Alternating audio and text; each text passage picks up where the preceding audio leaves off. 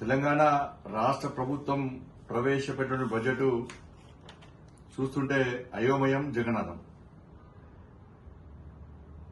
తెలంగాణ రాష్ట్ర ఉప ముఖ్యమంత్రి గారు, రాష్ట్ర ఆర్థిక శాఖ మంత్రి గారైనటువంటి శ్రీ బట్టి విక్రమార్క గారు ఈరోజు శాసనసభలో ప్రవేశపెట్టింది బడ్జెటా, అప్పుల పత్రమా స్పష్టం చేయాల్సిన అవసరం ఉంది.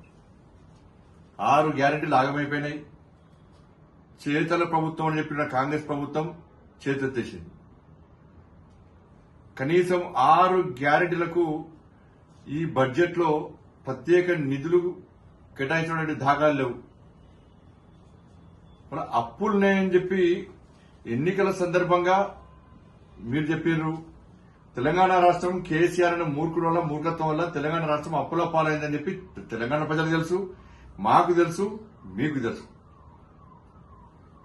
అప్పుల విషయం తెలిసిన తర్వాత కూడా మీరు ఎన్నికల్లో ప్రజలను మభ్యపెట్టి సంవత్సరం లోపల 6 గ్యారెంటీలు అమలు చేస్తామని మీరు ఈరోజు 6 గ్యారెంటీలు అమలు చేయకుండా ఈ అప్పుల పాలైంది, అప్పులలో ఉన్నాం, ఇక మేము రాబోయే రోజుల్లో కూడా 5 సంవత్సరాలు కూడా ఈ 6 గ్యారెంటీలను తీర్చలేమని చెప్పి తెలంగాణ రాష్ట్ర ప్రభుత్వం స్పష్టం చేసింది. వాళ్ళ మూసీ రివర్ ఫ్రంట్ 1.5 లక్షల కోట్లతో మూసీ రివర్ ఫ్రంట్ నిర్మిస్తామన్నటువంటి కాంగ్రెస్ పార్టీ ప్రభుత్వం కేవలం 1500 కోట్ల రూపాయలు కేటాయించి ఇలా ఏ విధంగా మూసీ నది రివర్ ఫ్రంట్ ను మీరు నిర్మిస్తారో స్పష్టం చేయాల్సిన బాధ్యత ఉంది. కేవలం 12,000 ఉద్యోగాలకు నోటిఫికేషన్ ఇచ్చిన మీరు ఇలా 31,000 ఉద్యోగాలు భర్తీ చేస్తామని చెప్పి మీరు చెప్పడం పూర్తిగా ఈ నిరుద్యోగులు మోసం చేయడమే. దాంతోపాటు తెలంగాణ రాష్ట్రంలో 90 లక్షల గ్యాస్ కనెక్షన్స్ ఉంటే మీరు కేవలం 30 లక్షల రేషన్ కార్డులు ఉన్నటువంటి పేదలకు మీరు గ్యాస్ సబ్సిడీ ఇచ్చి 90 లక్షల అర్హులైనటువంటి రేషన్ కార్డు అర్హులైనటువంటి పేదలందరినీ నడ్డి విడిచింది మీరు కాదా? దాంతోపాటు రుణమాఫీ విషయంలో రుణమాఫీ వల్ల రైతులు నష్టపోయారని మీరు చెప్పారు.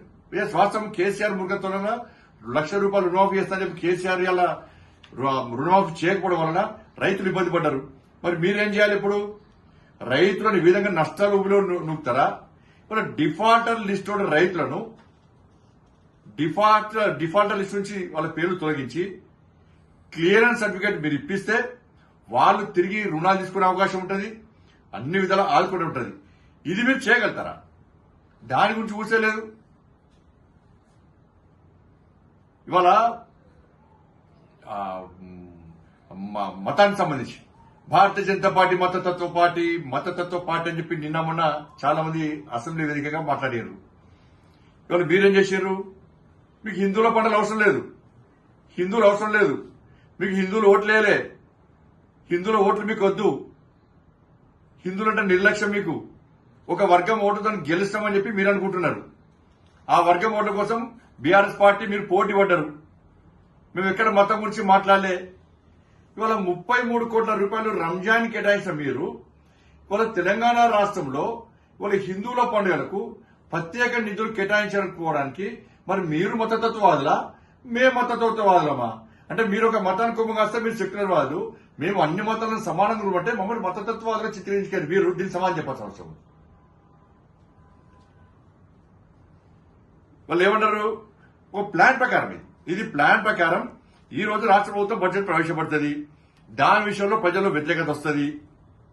కాబట్టి ఏం చేయాలి? ముందే కేంద్రాన్ని బదనాం చేయాలని చెప్పి అసెంబ్లీలో ప్రత్యేక చర్చ పెట్టి రాష్ట్ర ప్రజల కూడా అయోమయం సృష్టించిన మీరు ఈరోజు చెప్పండి, మరి మీ బడ్జెట్ లోపల జిల్లాల పేర్ల ప్రస్తావన లేదు, 119 నియోజకవర్గాల ప్రస్తావన లేదు. మరి అవన్నీ ఏంటి? వాడి గాడిద గుడ్డ. చెప్పండి, ఆ రాష్ట్రం ఇవాళ చెప్పండి, దానికి సమాధానం చెప్పాల్సిన అవసరం ఉంది. వాళ్ళ పూర్తిగా ఈ బడ్జెట్ 64+8 గాడిద గుడ్డ ఇంకే గుడ్డో మీరు చెప్పాలి. 6 గ్యారెంటీలు ప్లస్ బడ్జెట్ గాడిద గుడ్డ ఏ గుడ్డు పట్టుకొని తిరుగుతారో మీరు ప్రజలకు తిరగాలి. కాబట్టి ఇవాళ త్రిబులాలకు కానీ ఇంద్రమ్మ ఇండ్లకు కానీ కేంద్ర ప్రభుత్వం నిధులు ఇస్తుందా లేదా స్పష్టం చేయండి. కేంద్ర ప్రభుత్వ సంక్షేమ పథకాల విషయంలో రాష్ట్ర ముఖ్యమంత్రి గారితో పాటు నరేంద్ర మోడీ గారి ఫోటో లేకుంటే ఎట్టి బస్సులో ఈసారి దాన్ని ఒప్పుకునే ప్రసక్తి లేదు. ఇవాళ మేము అభివృద్ధికి సహకరించి సిద్ధంగా ఉన్నాం. 5 సంవత్సరాలు ఎక్కడ సంవత్సరం లోపల ఇది అమలు చేస్తాం అది అమలు చేస్తాం ఇక్కడ గ్యారంటీ ఇవ్వలే. 5 సంవత్సరాలు మాకు అవకాశం ఉంది. తప్పకుండా తెలంగాణ రాష్ట్ర అభివృద్ధికి కట్టుబడి ఉన్నాం మేము. మీరు గత ప్రభుత్వం లెక్కనే ఇలా కేంద్ర ప్రభుత్వాన్ని తిట్టి దూరమే ప్రయత్నం చేస్తే అది మీకు నష్టం. తెలంగాణ రాష్ట్ర అభివృద్ధికి కట్టుబడి మేము ఉన్నాం. తప్పకుండా సహకరిస్తాం. కాబట్టి ఈ బడ్జెట్ విషయంలో రాష్ట్ర ప్రజలు ఆలోచించాలి. ఇది గాడిద గుడ్డ ఏం గుడ్డో కాంగ్రెస్ పార్టీ నాకు స్పష్టం చేయాలి.